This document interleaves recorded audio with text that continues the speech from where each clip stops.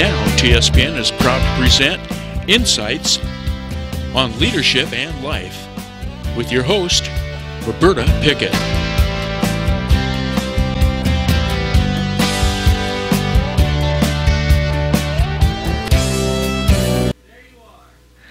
Hi, welcome everyone to our first evening of Insights on Leadership and Life. I am Roberta Pickett, I'm your host, and I am really excited to be here tonight. And I really appreciate all of you being here to check it out, to find out what this new program is all about. It is really an opportunity for talking about leadership and what that means, and about life itself. How do we live a happy life, a fulfilling life, a successful life? Those are things that are really important to me and in my business. And so I had the great opportunity through Sue and Tom Slavik here at TSPN TV to be able to bring some of these ideas to you. Throughout the program, I'm going to be working sometimes on my own. Like tonight, it's just going to be me and you here tonight. But in the future, I may have one guest or maybe more that I'll be bringing to you to help bring you additional insights on leadership and life. What I want to do tonight is talk a little bit about my philosophy, what I believe in, some of the perspectives that I bring to the table when I do leadership coaching or leadership training. Then I want to tell you in one of the other segments a little bit later about myself and my background and how I got to be a coach and how I got here and why this is important to me. And ultimately, I also want to ask you for something, how we can make this a more interactive process with this program. I want it to work for you. I want it to be meaningful to you. In fact, what I really hope for is that each show you'll have one thing that you can take home and implement, or one idea that you had not heard before, or one quote that you really like that you want to scribble down and put on your kitchen, on your refrigerator. If that happens, then I feel like I will have been successful and that this program is working. The program is for you, and so I'm looking forward to your input on it as well. In each of the segments as I talk, the other thing I want to do tonight is tell a story, because I think it's through stories that we often learn the best. So I'll give some ideas and perspectives, and I'll also give some stories. Let me start out by saying what my philosophy is on life. I believe that we are all born to be co-creators in this life, to participate in our own creation, to learn, to grow, and hopefully to make a difference, to make it better, preferably, obviously, and that it's either we change our life, someone else's life, or the world around us. Often you hear that called a legacy. What impact you've had in your life is the legacy that you've left. Sometimes we only hear about it when people pass away, and we, at their memorial, and we say, "What do you remember about Joe?" And he says that, wish I'd worked longer hours at the office. That isn't what this is about. We want to say, what are you remembered for? What do people think about you when your name comes up? What is the image that comes to mind? And so as we talk about that, this is about choosing. This is about creating a legacy for yourself. It's about making a difference. One of my favorite quotes is from a couple of guys who are experts in leadership, Jim Kouzes and Barry Posner. They wrote a number of leadership books. One's called A Leader's Legacy. And a favorite quote of mine from that book is, "The legacy you leave is the life you lead." The legacy you leave is the life you lead. I find it interesting that it's not the life you live, it's the life you lead. So what's the difference? I think it's because many of us, most of us, and probably most of us much of the time, live on autopilot. We don't really think about what's happening from today or what legacy we're leaving. We're just getting through the day.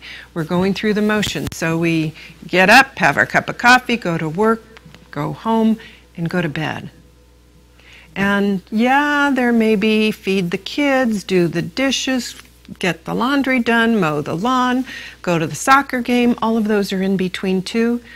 But for many of us, it's on rote. It's without thinking about. We just have to get it done.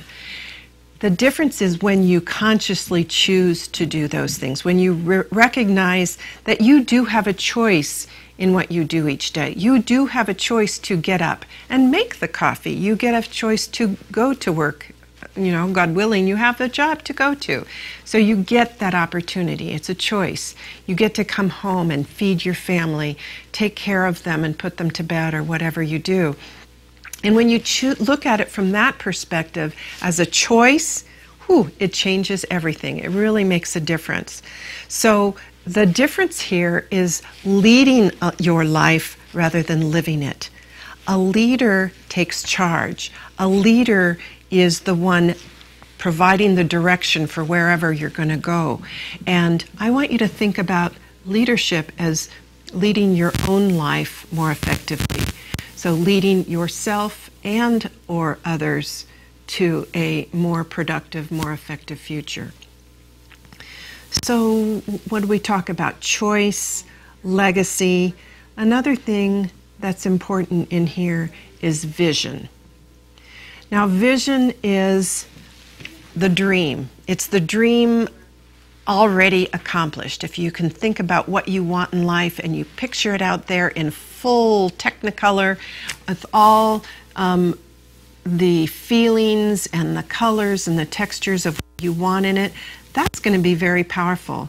In fact, the research shows that organizations that have a vision are many times more likely to achieve financial and both economic success and performance and productivity than a company or an organization that does not have a vision. And I think that's really interesting. It's true with people too, that if you create a vision for yourself, for your future, you're much more likely going to achieve it. One of the reasons, I don't know if you've heard of this before, it's called the reticular activating system. And the reticular activating system is it's within our brain. It's a function that filters information to us. We are bombarded with millions of inputs daily. And it would, they say it would actually drive us crazy if we actually had to focus on all the inputs that our brain is getting all the time. And so in its wisdom, the body, the brain, filters out things that it doesn't think we need to think about, to hear, to pay attention to. For example, most of us don't pay attention to our body temperature that the body's regulating all the time. But guess what? If you want to get pregnant, you are paying attention to that. So your filter's different. Most of us don't pay attention to what we're doing with how we breathe. But if you have COPD, I bet you do pay attention to how you breathe because it's important to you. It's within your filter. So my point of all this is that you have the chance, the opportunity, the ability to change the filter system in that reticular activating system. When you create a vision for yourself, you are actually opening up that filter to say, let these ideas, anything that's related to this picture, this vision of the future, let it in. Let it in. Whereas you might not be aware of an idea coming in if you didn't have that filter turned on. So it's a very powerful tool we have at our fingertips. I think it's related to growing up in life. As a little kid, we often get told, stop daydreaming, get back to doing your homework, or go wash the car. But the reality is, we don't want to stop dreaming. We only want to make sure you do your dreaming in the right time frame. So yeah, there's the times when it's not appropriate. But I really want you to be sure that you dare to dream, that you don't stop dreaming, that you open yourself up to dream so that you can create that vision for yourself. It's so important. I had a friend named Emily, actually she was a client of mine about 10 years ago, who she thought her life was over, that she couldn't have what she wanted. And it wasn't until I actually started probing her that she said she wanted to be in the foreign affairs and make a difference in world peace and understanding. She was almost 30, and she said, "It's too late, I'm too old." And I said, "No, it's not." But she was going around grumpy. She was grumpy to her husband. She was grumpy to her people at her job. She was not doing what she wanted in life. I encouraged her to apply. She applied to 3 universities, got accepted at all 3, and she ended up getting a job at the State Department 3 years later when she graduated. Dreams are out there. You can make them happen. I want you to remember choice. It's your future, your choice, and your legacy. So let your dreams live and make that happen. We're going to be right back. We're going to take a little bit of a break, a commercial break, and then we'll be back in a few minutes with insights on leadership in life. So hang on. We'll be right back.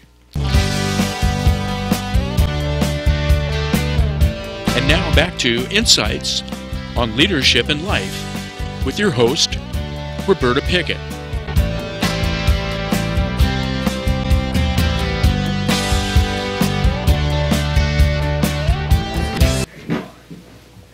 Hi, welcome back to Insights on Leadership in Life. I'm your host, Roberta Pickett. And in this segment, what I'm going to do is talk to you, tell you a little bit about who I am, what my background is, so you know something about me. I am a leadership and life coach. That's been my profession for 14 years, and I live here in Amador County. My husband and I moved up here about 4.5 years ago from Folsom, where we'd lived for 25 years, and boy, we love it. It's in our hearts. Even though we've only been here 4.5 years, my parents actually bought a cabin at Bear River Reservoir in the 60s. So we were going back and forth from the Bay Area. We lived in the Bay Area at the time, and we'd go back and forth for, almost every weekend to get up to the mountains to Bear River. So that part of this country became part of my soul. And then after my dad retired in the 70s, he and my mom built a home in Volcano, and they lived there for 25 years. So we would obviously travel up to see them on weekends and during holidays and during the summer. So Amador County has been part of me for a long time. My husband and I, our last segment we talked about dreams and having a vision. And one of the visions that we had for ourselves was that when we retired, we would move to Amador County because we loved it here.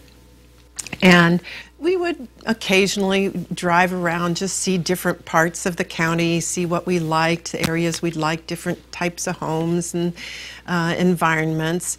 And we were just getting used to where we might move someday. Well, one day in 2008, it was a Sunday morning, 8 o'clock in the morning, the phone rings. And of course, we both jump up and we think, who's died, right? Well, luckily nobody died, but it was a friend of ours, Rich and Susan Farrington, who had moved up here a few years before to Pioneer, and Rich said, "We've found the perfect house. We think it's what you guys are looking for." And we said, "But we're not looking yet. I mean, we're not looking seriously because we're not retired yet." But we said, well, we'll look anyway. So we met Sue Hutton up the hill in Pioneer, and she took us over to this place. We came through the driveway. We see the house, and it was so interesting because I looked at the house, looked at my husband. My husband looked at the house, looked at me. Not a word was said, and we knew right then that we were hooked, and it was ours. And sure enough, we purchased this home. It was still, it wasn't finished, so we had to get a construction loan finished, and we moved here then in 2009 and have woken up every day since saying we are so blessed. some days we say every day is an adventure because you never know what's going to happen, and it's really true. Some days are definitely adventure, but that's part of the fun. That's part of our perspective, our choice about how we see it. When things go wrong and we just go, oh well, it's an adventure, and we work our way through it, and that takes so much of the tension away from dealing with things that don't work, whether it's no hot water for a week because our tankless water heater didn't work, or something of that nature, where you have to deal with what's ever coming, or all of a sudden there's 5 feet of snow on the ground that you were only expecting 18 inches. It makes it fun. But I love Amador County. So bottom line, we've been here about 4.5 years, but I've been coaching for 14. And before that, I was actually in the corporate world for 25 years. I worked for a telecommunications company, started when I was 24, and I got an entry-level position as an accounts payable clerk, making about $650 a month. Yippee! And it was a good job, but I thought, I'll be there a couple of years and I'll move on. The reality is I didn't have a vision for my future from a business perspective, from a career perspective. And so the years went by, and I did get different jobs, but they were all within this company. And so over the 25-year career I had with them, I ended up quitting twice and being laid off 3 times. And the last time I was laid off was in 2000, well, 1999 actually, and I by that time I had moved up in the ranks through supervision and management, and actually had made my way into an executive position as a director. And the reality is that I was a little bit blind. I was a little naive about what was going around me and politics that were happening. And looking back, I know it, but I didn't know it then. And what happened is a decision was made above me to outsource over 100 of my staff. As you can imagine, I was devastated because I felt they were relying on me. I thought we were trying to save them, to keep them, to verify that we could keep them within the department. But the decision had already been made, and I just felt like a failure. I felt like I had let them down and were affecting hundreds of lives in the process. So in order to cope with that, I ended up getting a coach. I hired a man who had been a trainer, a leadership trainer for one of our groups, Jerry Epler, who out of Monterey area, and Carmel, and he became my coach to help me through that process of being laid off, of having to let other people go, and to help me to figure out what I was going to do with the rest of my life, because I was just turning 50 at that point. It's like, yikes, too young to retire completely, so what am I going to do now? And it was through him that I was able to find actually that coaching was a cool career. I had heard about this much about it, but really didn't know a lot. So I went back to school. I went through training at the Coaches Training Institute in San Rafael, and then was certified through the International Coach Federation, and have subsequently also gotten a certification as a business coach and also as a wellness coach. And I also, as I started doing my career in coaching, I realized that I needed support, and not only me, but a lot of coaches, brand new coaches starting their business, needed support, but there wasn't a lot of support around. So I was one of the founders of the Sacramento Coaches Association, which still is there. It's there for the support of coaches and their business, but also to help the community as a resource to find a good coach in our area in the greater Sacramento region. So I've been doing leadership coaching, leadership training. I do workshops, group coaching, individual coaching, and also do public speaking throughout the last few years. So that's a little bit about me and where I've been.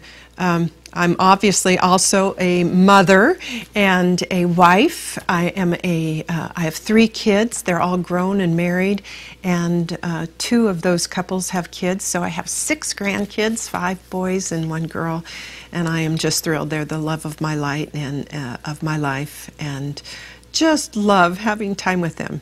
And my littlest, or almost littlest grandson, last time I was there, learned how to say gamma, gamma. It just warmed my heart to pieces, so it was great. I'm also a published author and poet, and you may have seen this this poster behind me that says hot, sweaty, and happy. And no, it's not about sex, and no, it's not about menopause.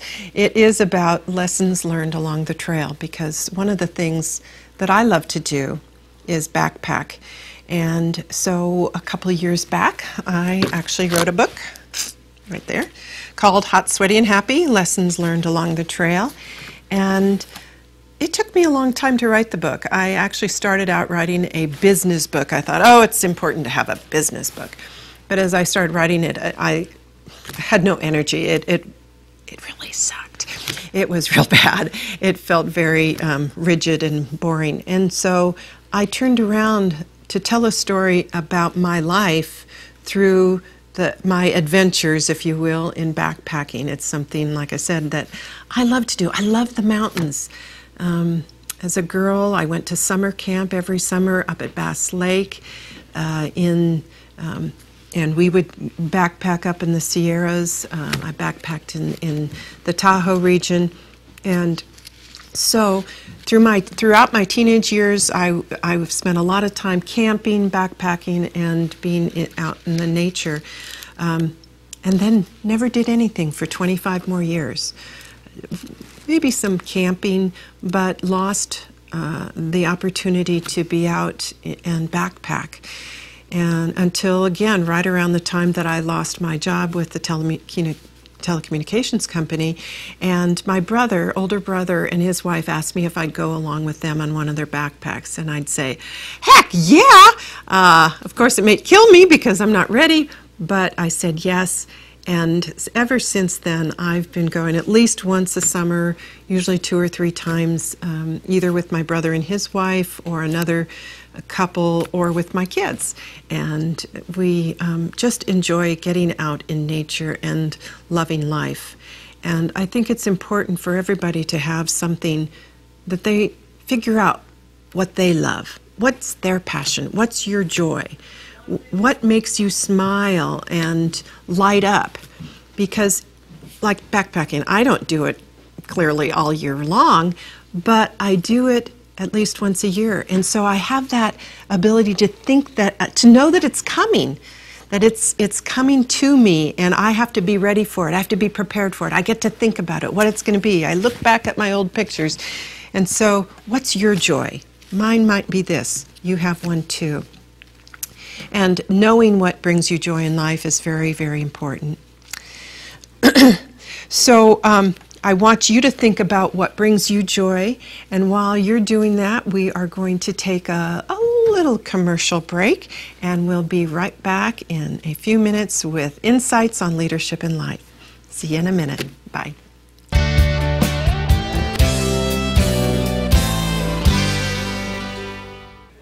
Hi there, welcome back to our maiden voyage of insights on leadership in life. I'm your host, Roberta Pickett, even if I'm not a maiden anymore. So I'm glad you're here to join us, and I'm very excited to be kicking off this show with you. We talked a little bit in the first segment about some of my philosophy on life and leadership, and we talked about co-creating your own life, leaving a legacy for those who follow you. We talked about vision and about choice. I want to talk a little bit in this segment about the world's smallest formula for success in leadership. And I call it becoming the leader you are. And R is an acronym for attitude, responsibility, and expectation. So becoming the leader you are, that's what we want to talk about. Attitude. attitude is one of the most critical things you can do to better your life, both for yourself and for others. In fact, I think it was, I forget who said it, but he said that attitude is the magic word. And he said that magic word, who was it that said that? It was Earl Nightingale, the magic word. Why is attitude the magic word? He said it was the magic word because it can change your life and the life of those around you just by a shift in your attitude. I like to say that attitude is like body odor. Okay, I know that's a little gross. Body odor. Attitude is like body odor, good or bad, because it will precede you into a room and it will linger on long after you're gone. So isn't that true? I mean, if you think about it, if you have someone who walks into a room and you just see the scowl on their face and their jaw is tight and their body's tight and they're sort of walking with an edge, and everybody in the room sort of goes, okay, she didn't have her third cup of coffee this morning, stay out of her way. You know that that attitude right there is bad. You don't know what's going to happen. Everybody is walking on eggshells around him or her. And after she leaves the room, you go, whew, glad she didn't pick on me this morning. And I wonder what got under her skin.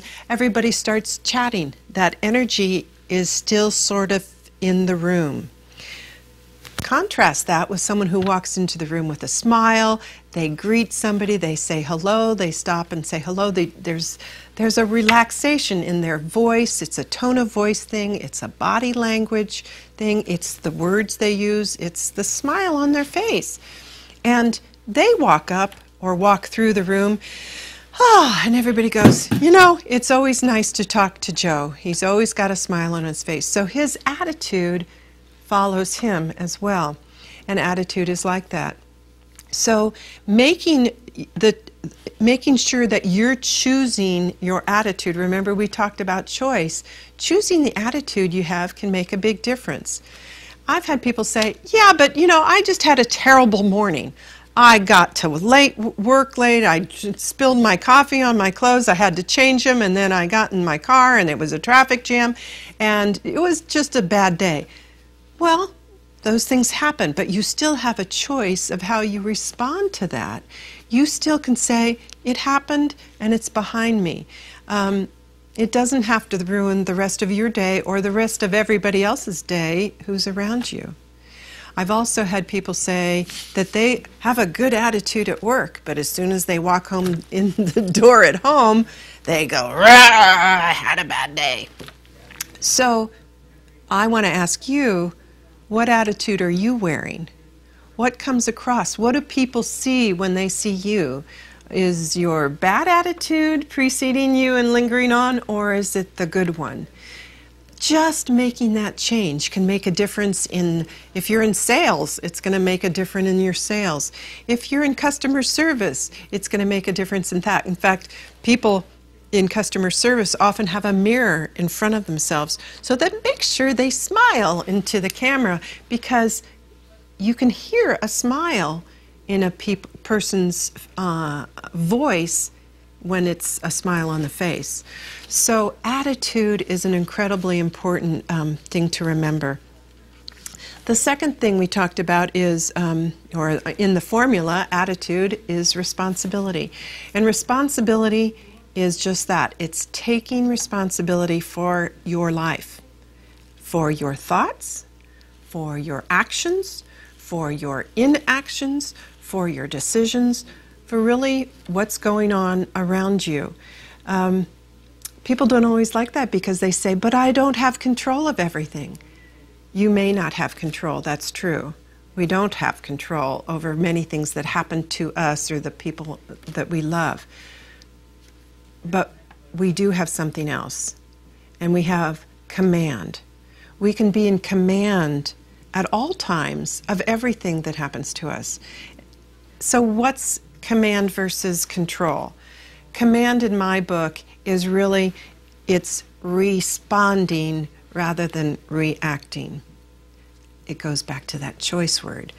If you choose how you respond to a circumstance in your life, then you're going to be much better off because you are choosing that action. You can take responsibility for it. And good leaders take responsibility for the actions that they take or for the decisions that are made under them. So attitude, responsibility.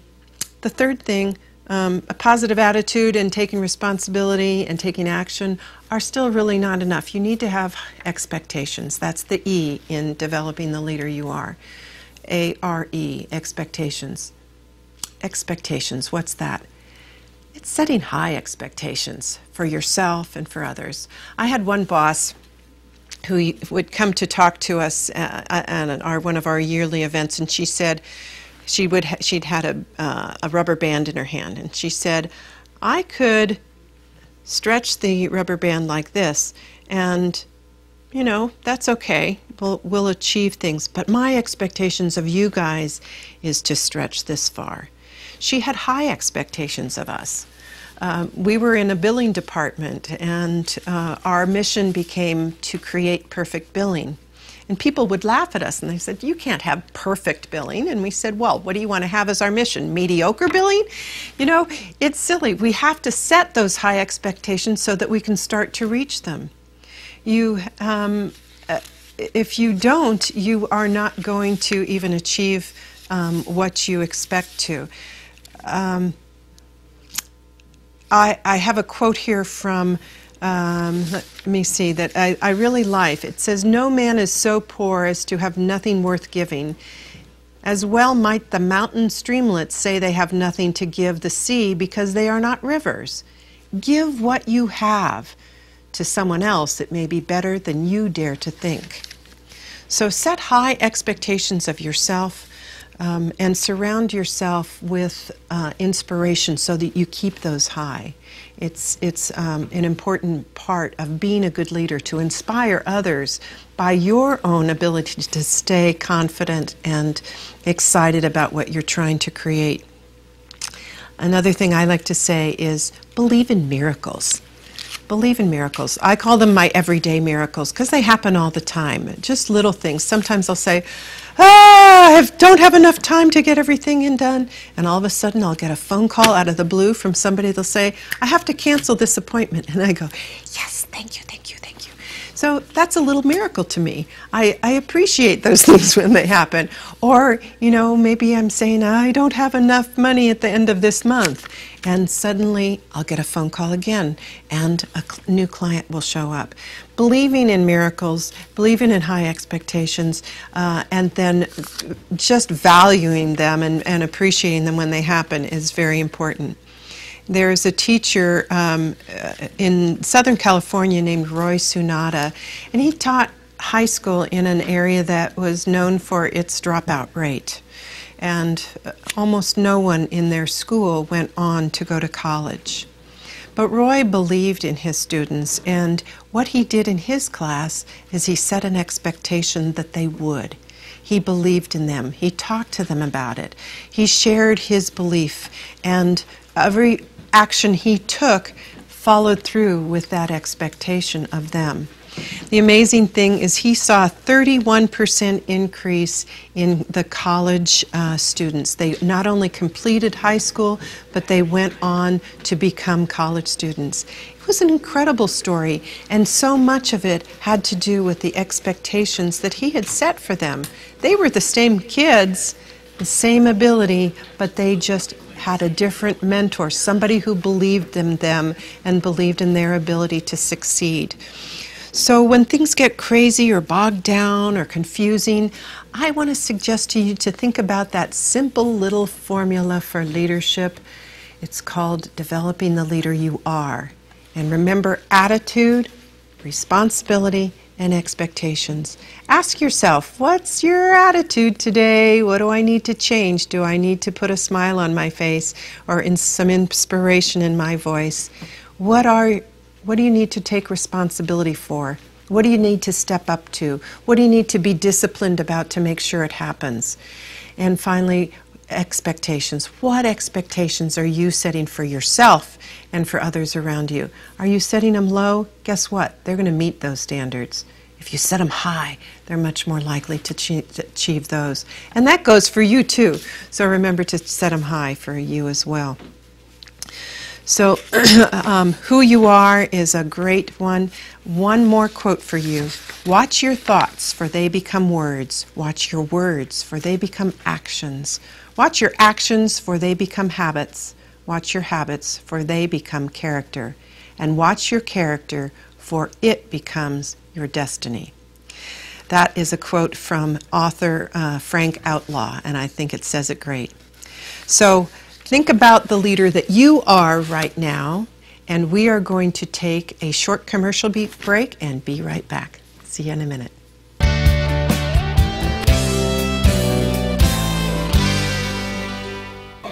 Hi, welcome back to Insights on Leadership in Life. I'm Roberta Pickett, and I'm your host. And this is our very first show of this program, so I'm hoping you're enjoying it. And I have a lot more to share as the months go by, and hope that we can get more people in. For example, next month I'm going to have probably 3 guests on that are going to share their insights on leadership in life as well. Certainly, I'm not the expert. I'm an expert because I've got 63 years of living to under my belt that really has made a difference for me in trying to figure out what life is all about. How do I make it better for myself, for my family, and for others around me? You know, one of the key concepts is to remember that you are valuable, that your life is valuable, that you do have a contribution to make, and to stand up for that. I told you in one of the earlier segments about how I had been let go from the company that I had been working for 25 years, and how I felt like such a failure and felt like I had let them down so much. And I remember it very clearly. I had an office, a nice corner office, and outside my office there was a whiteboard. And I would tend to either put notes on there or meetings I was going to. Sometimes I would put little quotations on there for them to see as they'd go by. But when I left, I thought, what can I do? I feel so helpless and so forlorn that I had let them down. I put a note on that whiteboard, and all it said was, take good care of each other. And I closed the door and walked out. Well, about 6 months later, one of my friends who still worked there invited me to go out to lunch with her, and we happened to walk through the building and walked by my old office. And as we walked by, I stopped because on that whiteboard in front of my old office, it still showed that message that said, take good care of each other. I can't tell you what that did to me. It really warmed my heart. Maybe I'm making it up, but to me what that said is that, yes, I failed them, if you will, in terms of their having a job and being able to continue. But for those who were able to, and for those who were there, they appreciated that I cared enough about them to take care of each other. And taking care of each other, encouraging the heart, is actually one of the tenets of the 5 leadership qualities that are talked about in the book, The Leadership Challenge, by Kouzes and Posner. This is the same book that, or the same author rather, from the one I mentioned earlier that wrote The Leader's Legacy. They also wrote this book called The Leadership Challenge. And it is, they did research on thousands of people in the Silicon Valley trying to find out what makes an effective leader. And through sifting through all this research that they did and the interviews that they held, they came up with 5 things that are most important for being an effective leader. And it turned into not only this book, but they have an evaluation that's a 360 evaluation where people from all levels of the organization, below you, above you, and peers can evaluate you so you get feedback on these qualities. And it's an incredible tool that I've used in working with organizations. But what they found as they did this research was that these 5 areas kept coming up for the most effective managers and leaders in the organizations. The first one was inspire a shared vision. Now, we talked in the earlier segment about how important vision was. And I think this is interesting because it's inspire a shared vision. It's 2 things in there. One is you have to talk about it, because if it's going to be inspiring others to get on board with it, you have to communicate that, and you have to say it in a way that people get engaged in it and buy into it, and that you have to share it. So, and they have to know their part that they play in this vision. So inspire a shared vision. If you have an organization, if you work in an organization, if you have whether you're a supervisor, a manager, or a CEO, this is really critical to share that vision of the future with your staff. I even encourage you to do it in your family. What's your vision for your future with your family? And get them excited about your family life, because it's part of it too. It's an organization. So the second key that Kouzes and Posner found was that effective leaders challenge the process. Now, what does that mean? It means that never be satisfied with the status quo. We can always improve. Every day we can do something better. So never be happy with just the way things are. You can be grateful, you can appreciate them, but that doesn't mean you have to be satisfied with where you are. So challenge the process. How do we do things around here? Is it the most effective way we could do them? Is it the most productive way we could do them? Is it the fastest way we can do it? Do we do it this way, but it makes our customers unhappy? So looking at the way you do things, the way you get things done in your business or at home, in life, and look for ways to make it better. Every day, look for something that you can do better. Challenge the process. The third behavior of effective managers and extraordinary managers is called enabling others to act. That means that you as a leader can't do it on your own. You have to get the help of others. You need support. Whether you're an entrepreneur and you only have your one-person business, you still need others to support you, whether it's a coach, whether it's a financial planner, it's an attorney, it's an accountant. You need support and help from others. And that's enable others to do. Enable others to do the best that they can do so that everybody feels part of that accomplishment and the joy of achievement. So that's the third. The fourth I mentioned earlier was encourage the heart. And some people go, encourage the heart, that's a little foo-foo, isn't it? No. We all need encouragement. We all need to be appreciated. We all need to have people say, thank you, or man, you did awesome, or gosh, I really appreciate you helping me, or what a great report you put together, or what a fantastic presentation you did. It was so clear and beneficial to all of us. So whatever you're doing, encourage others to be the best that they can be, to come out and to blossom and to grow, because that's part of your job as a leader, and also part of your job as a human being, is my belief. So encourage the heart. And the fifth of those is to be a role model, to model the way. Oh, this one I love, because don't do as I say, do as I say, not as I do. But you need to be walking the talk. You need to be doing things that match with what you say you're going to do. Your character, your attitude has to be the same as what you're expecting of others. You're going to get what you put out there. If you're putting out lazy, if you're putting out late all the time, if you're putting out grumpy attitude, chances are you're going to see some of that back in your organization. Modeling the way is really about, to me, operating with integrity and getting it back from others, having high expectations of others, but mostly of yourself, and living up to those, taking responsibility for that.